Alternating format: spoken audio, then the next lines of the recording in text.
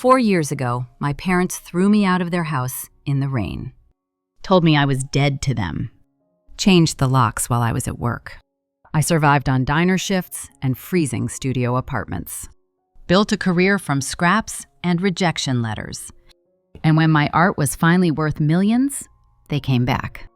Not to apologize.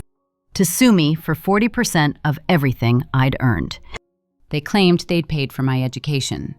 Supported me. Sacrificed everything for me. All lies. And they were telling those lies on national television. My name is Cassidy Vance. And this is the story of how I fought back. But first, hit that subscribe button. Tell me in the comments where you're watching from. Because if you've ever been betrayed by the people who were supposed to protect you, you're not alone. The gallery in Soho was packed that night. The night everything started. The kind of crowd that wore black turtlenecks and discussed trauma like vintage wine. I stood in front of my largest piece, a canvas titled Cardiac Arrest. An anatomical heart rendered in excruciating detail. But instead of muscle tissue and veins, I'd used shredded rejection letters. My medical school rejections. And the eviction notice my parents had taped to my bedroom door 4 years ago. The red dot next to the title card was small, circular, unassuming. But to me it looked like a drop of blood against the stark white wall. Sold. $40,000. Elias whispered beside me, his voice barely containing his excitement. That's the 6th one in an hour, Cassidy. You're not just an artist anymore. You're a sensation. I took a sip of cheap, sparkling water. My hand trembled just slightly, making the bubbles dance. The nausea that always came with exposure was rising in my throat. Being seen terrified me, but being invisible had nearly killed me. I was 8 years old when I first stood in the observation gallery above my father's operating room. My breath fogged the glass as I pressed my palms against it. Below, Father moved with a confidence I'd only ever seen in him when he held a scalpel. Never at home. Never with me. But there, in that sterile theater with a patient's chest open before him, he was a god. I want to save people like you, Dad. I'd whispered it even though he couldn't hear me through the glass. But somehow, he looked up. Our eyes met through that window. And for maybe the first and last time in my childhood, I saw him smile at me. Not the tight performance smile used at hospital fundraisers. A real one. After the surgery, he brought me to his office. He pulled a children's anatomy book from his shelf, the pages worn soft. We sat together on his leather couch. He opened it to a diagram of the human heart. See this, Cass? His finger traced the chambers carefully, like he was teaching me surgery. This is where life begins. Everything starts here. That night, I slept with that anatomy book under my pillow. I dreamed about wearing a white coat, just like his. About making him proud. About being worthy of that smile. The memory dissolved as Elias touched my elbow gently. You okay? I nodded, but I wasn't looking at him. My gaze was fixed on the glass doors at the front of the gallery. You expecting someone? He asked. No, I lied. But my hand was shaking enough that he noticed. He'd been asking me that question all week. Ever since the reviews started coming out. Ever since the sales numbers went public. $2 million in pre-sales. That kind of money makes noise. And I knew exactly who would hear it. My phone had been buzzing with unknown numbers for days. I never answered. But I knew. The way you know a storm is coming, before the first drop of rain. You feel it in your bones. Elias squeezed my arm. Breathe, he said. You've earned this night. No one can take it from you. I wanted to believe him. But I'd learned a long time ago that what you earn and what you get to keep are very different things. Especially when family is involved. The door opened, and there they were. Dr. Richard Vance walked in first, adjusting his silk tie with the same precise movements he used in surgery. Everything calculated. Everything controlled. Even the angle of his chin tilted just enough to look down at everyone in the room. My mother, Eleanor, followed half a step behind. She wore pearls that probably cost more than my first year's rent. Her smile was camera-ready, the one she saved for charity galas and hospital fundraisers. Tyler trailed behind them, looking bored in a suit that cost more than my first car. I knew because I'd been there when he bought it, back when I was still invited to family outings. Back when I was still family. The crowd parted for them automatically. People always made room for the Vances. We commanded that kind of respect. Or at least, they did. I was just the ghost now. The one they'd buried and forgotten about. Until tonight. Until I became worth something. Cassidy.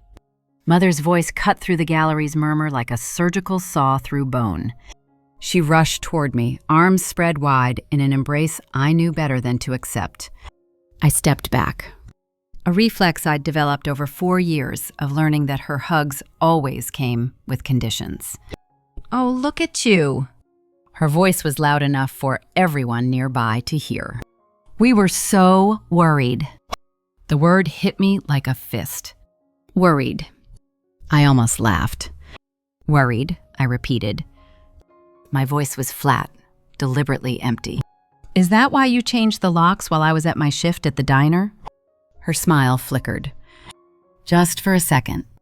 But I saw it. The crack in the performance. "Now, Cassidy." Father stepped forward, his hand landing on my shoulder. Heavy. Possessive. The way he used to grip my shoulder when I was a child, and he was steering me through hospital corridors. Showing me off to colleagues like I was a prize he'd won. "My daughter," he'd say. "She's going to be a surgeon someday." Not because he cared about my dreams, but because he wanted me to extend his legacy. "Let's not dwell on the past," he said now. His voice was smooth, practiced. "We're here to celebrate your hobby." Hobby. The word landed like a scalpel between my ribs. He glanced at cardiac arrest, at the red-souled dot. "Although I see this hobby is finally paying off." 2 million in sales tonight, I hear? There it was. The real reason they'd come. Not to see me. Not to apologize. To calculate their cut. "It's not a hobby, Richard." Elias stepped between us smoothly, his voice polite but edged with steel. "It's a career. And Cassidy is the most promising talent I've seen in a decade." Father looked at Elias the way he looked at patients with insufficient insurance. With thinly veiled contempt. "Talent," he scoffed. "She has her mother's dramatic flair and my intellect. It's genetic, really. We built this." Tyler laughed, pulling out his phone to record. "Yeah, sis. Don't forget who paid for those anatomy classes you're ripping off." The audacity of it hit me like a physical blow. I remembered the winter after they threw me out. Living in a studio apartment, the sigmoid a closet. The heat barely worked. One night in January, I sat on the floor in 3 layers of clothing, painting by candlelight because I couldn't afford the electric bill. My fingers were so cold they could barely hold the brush. But I painted anyway, because it was the only thing that made me feel like I still existed. Like I was still human. Like I still mattered. Elias found me 6 months after that winter. He walked into my freezing studio and looked at my work. "You're not painting, Cassidy," he'd said. "You're performing surgery on your soul." That's when I knew I'd found someone who actually saw me. Not what I could provide. Not what I represented. Just me. "Security," Elias said now, snapping his fingers. 2 guards appeared from the corners of the gallery. As they approached, Father turned to me. His eyes were cold, hard. Surgical steel. "This isn't over, Cassidy. You owe us. And we always collect our debts." The guards escorted them toward the exit. Tyler filmed the whole thing, smirking. Mother protested loudly, playing to the crowd. "My daughter is having a breakdown," she announced to anyone listening. "She needs help." Father walked with his head high, as if he were the victim of some great injustice. The door closed behind them. The gallery erupted in whispered conversation. I felt every eye turn toward me, judging, speculating, wondering what kind of daughter treats her parents like that. Elias handed me a glass of wine. "You okay?" "I'm fine," I lied, but my hands wouldn't stop shaking. After they left, the gallery felt different, smaller somehow, like their presence had sucked all the oxygen from the room. People kept glancing at me, not with sympathy, with curiosity, the kind you have when you pass a car accident on the highway. You want to look away, but you can't.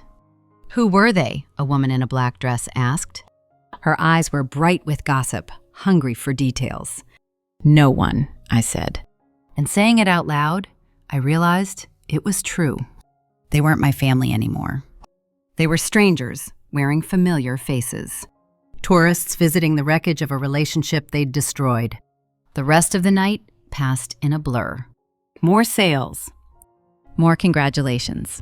More people asking about my process, my inspiration, my vision.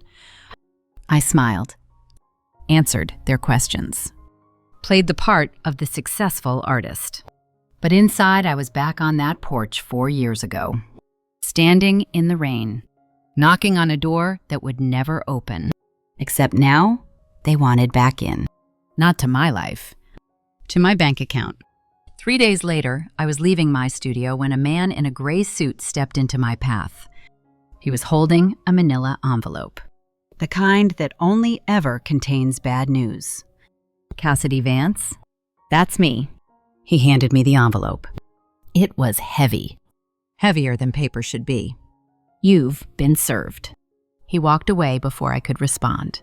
I stood there on the sidewalk, holding the envelope. A pigeon pecked at a discarded sandwich nearby. Traffic hummed past. The world kept moving, indifferent to the fact that mine had just stopped. I should have gone inside. Should have waited, called a lawyer, prepared myself.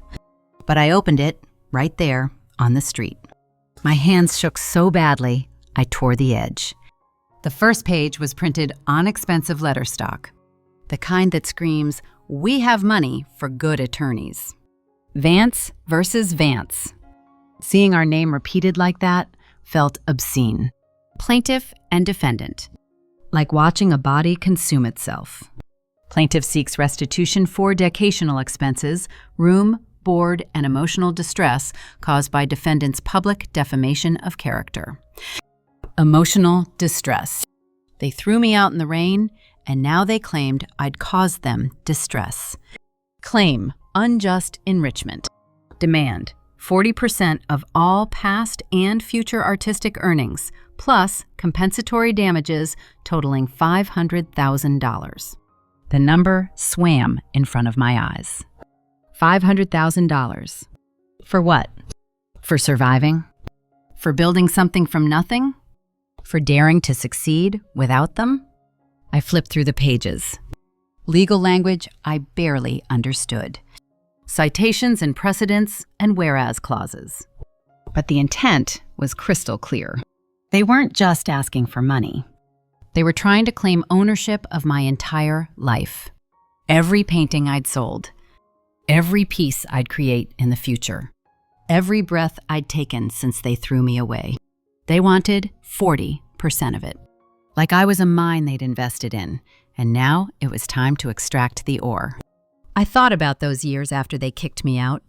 The diner shifts where I smiled at customers while my feet screamed. The studio apartment where I chose between heat and art supplies. I always chose the paint. The nights I ate ramen because it was that or canvas. The mornings I woke up with paint in my hair and hunger in my belly. They wanted 40% of that. 40% of my survival. The pigeon finished its sandwich and flew away. My hands stopped shaking. The rage settled into something colder, something surgical. I went back inside. I had work to do. That night, I turned on the TV. Maybe I wanted to see how bad it would get. Maybe I needed to know what I was up against. The local news was on. And there was Tyler, my little brother, sitting in an interview chair wearing a suit and an expression of deep concern. The chyron read, "Local artist accused of exploiting family tragedy." I turned up the volume. "It's hard," Tyler was saying. His voice had that quality actors use when playing grief. Soft, wavering, just broken enough to sound authentic. He rubbed his eye like he was wiping away a tear, but I could see from here that his eyes were completely dry. Cassidy has always struggled with reality. Reality. Coming from him, that word was almost funny. Tyler, who'd never worked a real day in his life, whose biggest struggle was choosing between the Porsche and the BMW. My parents spent over $200,000 on her medical school tuition. A lie. Bold and smooth as silk. We sacrificed vacations, retirement savings, everything. I remembered the photos they posted online during those years. Paris, Tokyo, Santorini. All while I was supposedly in medical school on their dime. And now she uses that education to mock us in her art? Tyler shook his head. The gesture was perfect. Disappointed, but understanding. Like he was the mature one trying to help his troubled sister. We just want her to get help. And to pay back what she stole from the family trust. Stole. That word hung in the air like smoke from a gun. The interviewer leaned in, her expression dripping with sympathy. Your parents must be devastated. They are, Tyler said. But they're strong people. They just want what's fair. Fair? My phone was already lighting up. Text messages flooding in faster than I could read them. Ungrateful brat. Pay your parents back. You're disgusting. How could you do this to them? I hope you lose everything. Each message felt like a small cut. Not deep enough to kill. Just enough to bleed. I sat on my studio floor, surrounded by paintings. And I remembered something. Tyler was 4 years old. I was 6. It was a summer afternoon, the air thick and heavy with heat. We were in the backyard, the grass freshly cut and smelling like earth. Tyler was learning to ride his bike without training wheels. Father had taken them off that morning, declaring it was time to grow up. Tyler had been thrilled until he fell. The bike wobbled, tipped. He went down hard on the driveway. I heard him cry before I saw the blood. His knees and palms scraped raw against concrete. I ran to him, my heart pounding. "It's okay," I said, kneeling beside him. "Your big sister's here." I ran inside and grabbed the first aid kit from under the kitchen sink. Mother was on the phone, waving me away. Father was at work. So I did it myself. I cleaned the wounds carefully, the way I'd seen Father do it. Applied antiseptic. Wrapped the bandages snug but not too tight. Tyler watched me with wide, trusting eyes. "Does it hurt?" I asked. "Not anymore," he said. "You made it better." That evening, he picked a handful of dandelions from the yard. He brought them to me, his small fist clutching the stems. Some of the flowers were already wilting in the heat. "Cassie is the best sister in the world," he announced. I kept those dandelions in a cup of water until they died. And now, watching him lie on national television, I wondered what happened to that little boy. When did he stop being my brother and start being their weapon? I turned off the TV, turned off my phone, sat in the silence of my studio, surrounded by canvases. And I remembered something Father used to say when he was teaching me anatomy. The most important cut is the first one, Cassidy. Make it clean. Make it count. Because you only get one chance to open the body and see what's really inside. They'd made their first cut. Now it was my turn. Elias came over an hour later with 2 coffees. He saw the lawsuit on the floor. "They're playing dirty," he said, sitting down beside me. "They're playing to win," I replied. "They know I paid for everything myself, worked 3 jobs, survived on tips and ramen. But they also know most of my income was cash, and the records are messy." "You have the truth," Elias said. And you have me. I know a lawyer who eats entitled rich people for breakfast. It's not enough. I stood up, pacing the length of the studio. They have the narrative. The poor, self-sacrificing doctors and the crazy, ungrateful artist daughter. It's a perfect story. People want to believe it. So change the story, Elias said. He looked at me with that intensity that made me trust him in the first place. You dissect things for a living, Cassidy.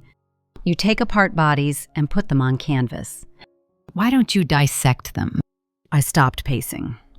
An idea was forming, cold and surgical. I need a platform, I said slowly. I need them in a room, live, where they can't edit the footage, where they can't control the narrative. Elias smiled. It was a slow, shark-like grin. I can get you on the Daily Exchange. Prime time. National audience. Sarah Chen loves this kind of drama. Book it, I said. Let's do a live operation. The next 3 weeks were a blur of preparation. I visited the university records office first. The clerk was a tired woman in her 50s with reading glasses on a chain. I need copies of my financial records, I said. Transcripts, scholarship information, housing contracts. She looked at me curiously. That's a lot of paperwork. I know. She disappeared into a back room. I waited, my heart pounding. When she came back, she was carrying a thick folder. You were an RA for 2 years, she said. And you had a full merit scholarship. Not many students manage that. I took the folder, my hands steady. Thank you. She smiled. Whatever you're fighting for, I hope you win. The bank was next. I requested 6 years of transaction history from the family account. The account I'd been removed from the day they kicked me out. It took them 4 days to compile everything. When I picked up the records, I sat in my car in the parking lot and went through them. Page by page, line by line. And there it was. September 15th, 2019. Transfer, $47,000. Memo, medical school tuition. Recipient, Prestige Motors, Miami, Florida. I pulled up Tyler's social media, scrolled back to that same week, and there he was, grinning next to a bright yellow Porsche 911. Caption, dreams do come true. My tuition had a sunroof and a V8 engine. The county clerk's office was last. I need a certified copy of a notarized document, I told the clerk. I gave him the date and case number. He looked it up, then glanced at me. This is a parental disownment form. I know. He printed the copy without another word. When he handed it to me, I saw their wax seal at the bottom. The notary's stamp. Official. Legal. Permanent. I sat in my car and read it again, though I'd memorized every word 4 years ago. I, Dr. Richard Vance, hereby formally disown Cassidy Vance as my daughter. I declare that she is no longer a beneficiary of my estate, my finances, or my care. I sever all ties, financial and familial, effective immediately. I will contribute nothing to her future success or failure. This document serves as legal proof of complete separation. I remembered that night, standing on the porch in the rain. Father had shoved this paper at me through the cracked door. Sign it, he'd said. Why? Because I wanted on record that you are not my responsibility. When you fail, and you will fail, I don't want you crawling back here looking for help. I'd signed it with shaking hands, not understanding what it meant. Now I understood perfectly. He'd legally declared that my success would have nothing to do with him. And now that I was successful, he wanted to pretend it never existed. I drove home with all the documents and a portfolio case on my passenger seat. That night, I spread everything across my studio floor. Bank statements, scholarship letters, housing contracts, work agreements from the diner, the tutoring center, the hospital gift shop. And at the center of it all, the disownment document. I organized them chronologically. built my case like I was building a painting. Each piece of evidence, a brushstroke.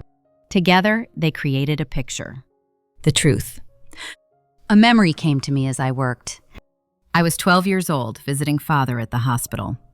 He'd just finished a surgery and I was waiting in his office. Through the window, I saw him in the hallway talking to an elderly woman. She was crying, holding his hand. "I can't pay for the surgery, Dr. Vance. I don't have insurance." Father smiled at her. A real smile, warm and genuine.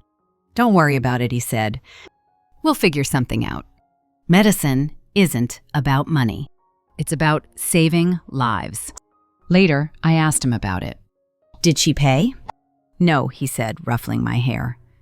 "But she needed the surgery, so we did it anyway." That's what doctors do, Cass. We save people. I'd been so proud of him that day. I wanted to be just like him. Noble, selfless, heroic. Now, looking at the lawsuit demanding $500,000 from his own daughter, I realized something. That man was gone. Or maybe he'd never been real to begin with. Maybe I'd just seen what I wanted to see. The night before the TV appearance, I didn't sleep. I lay in bed, staring at the ceiling, rehearsing. Going over every piece of evidence. Every potential question. Every possible rebuttal they might try. At midnight, my phone rang. "Elias." "You ready?" he asked. "As ready as I'll ever be." "They're going to come at you hard," he warned. "They've been doing the media circuit all week, playing the victim. The narrative is already set in their favor." "I know, Cassidy," he said, and his voice was gentler now. "Whatever happens tomorrow, you've already won. You built a life without them. That's the real victory." "I know," I said, "but I need them to know it too." The studio lights were blinding. A makeup artist dabbed powder on my forehead. But I wasn't sweating. My heart was steady. My hands were still. I was in surgery mode. Across from me on a plush beige sofa sat my parents and Tyler. Mother wore her pearls. Father wore a somber navy suit and an expression of wounded dignity. Tyler looked bored, scrolling through his phone until a producer told him to put it away. The host, Sarah Chen, leaned forward with practiced empathy. She'd built a career on public confrontations like this. "So, Dr. and Mrs. Vance," she began, "you claim that Cassidy's artistic success is directly built on your financial support. Can you explain?" "Absolutely," Father said, nodding gravely. "Medical school is not cheap. We paid for her tuition, her housing, her textbooks, her living expenses. We wanted her to save lives, to continue the family legacy of service. We supported her even when she was difficult," Mother added. She dabbed her eyes with a tissue, though they were dry. "We sent checks every month, even after she dropped out and refused to speak to us. We just wanted her to be safe." Tyler leaned forward, his voice earnest. "My parents gave up so much for her. Vacations we never took. A new car they desperately needed. Their retirement savings. And now she's made millions using the education they paid for. And she won't even speak to us. It's heartbreaking." Sarah turned to me. Her expression was neutral, but her R's were hungry for drama. "Cassidy, your response? Your parents say they funded your education and supported you financially for years. Don't you think they deserve to share in the success they helped create?" I looked directly at the camera. Then I looked at my parents. They looked so confident, so certain that I was still the scared girl they'd thrown away. "I brought something to show you," I said calmly. I reached under my chair and pulled out the black portfolio case. Father's eyes flickered. Just for a moment, I saw uncertainty, fear. He knew I had something. He just didn't know what. "You say you paid for my medical school tuition?" I asked. "Every cent," Father replied firmly. "And you say you sent me money after I left home?" "Thousands of dollars," Mother said, without hesitation. "To keep you off the streets, to make sure you had food and shelter." "That's interesting," I said.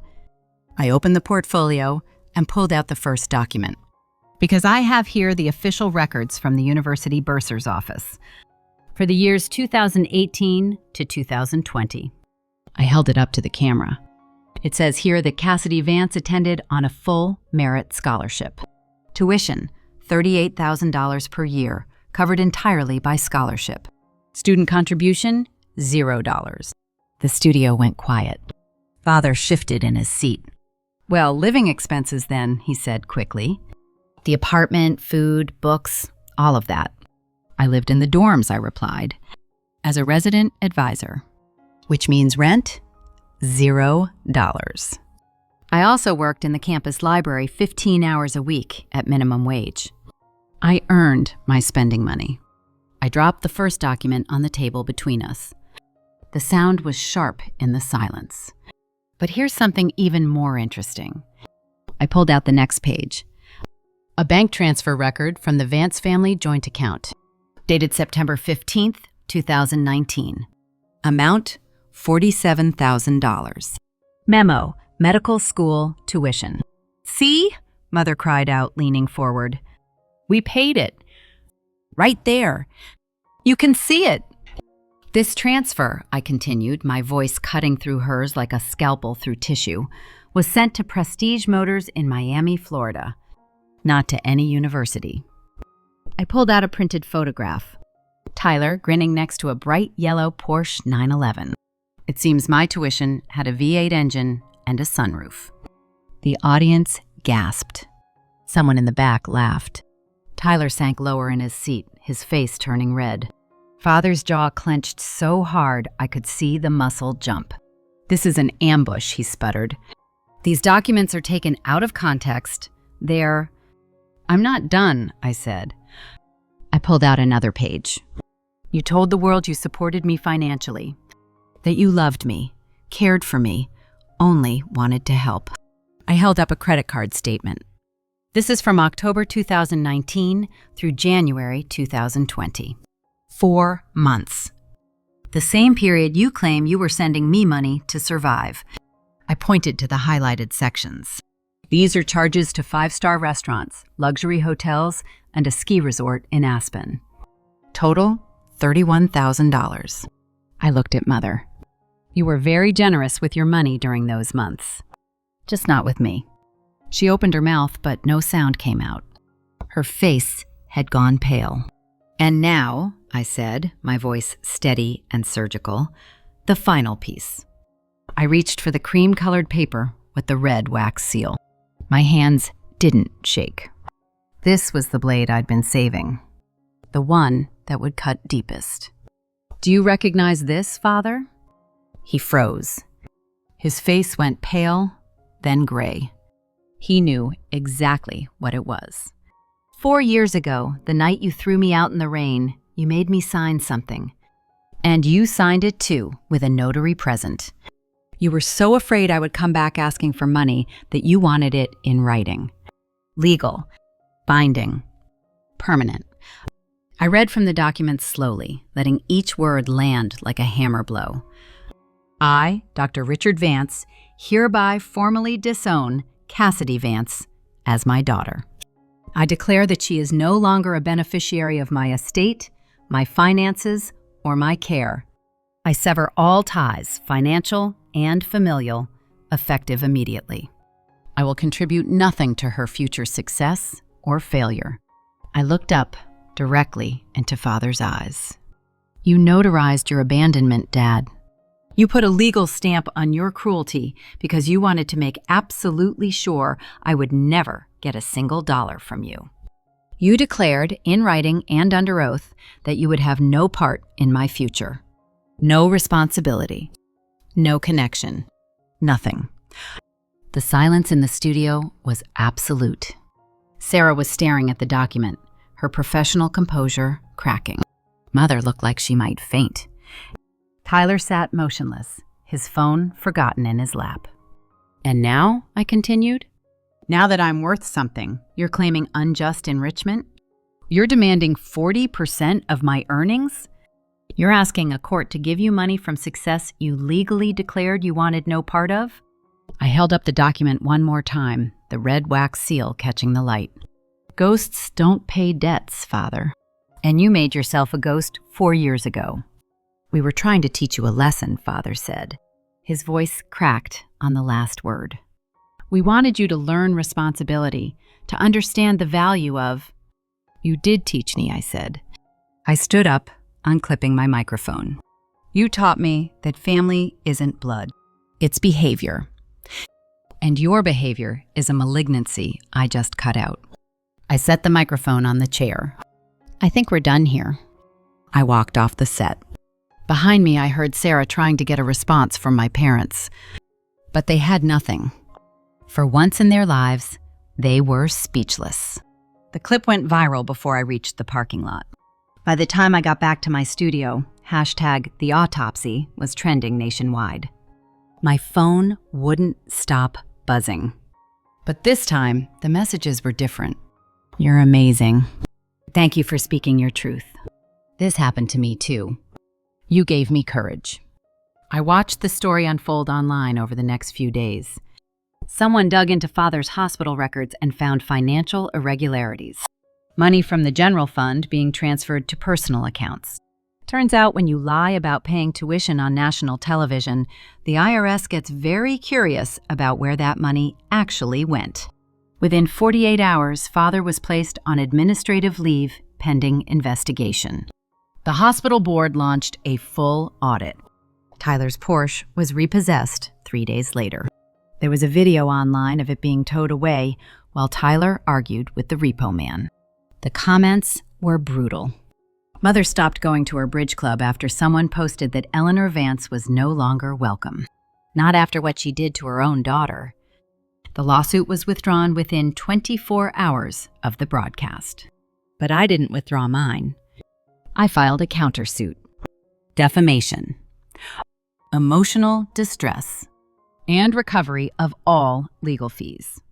My lawyer, a woman named Michelle, who absolutely terrified me in the best way, called 2 months later. They want to settle, she said. Of course they do.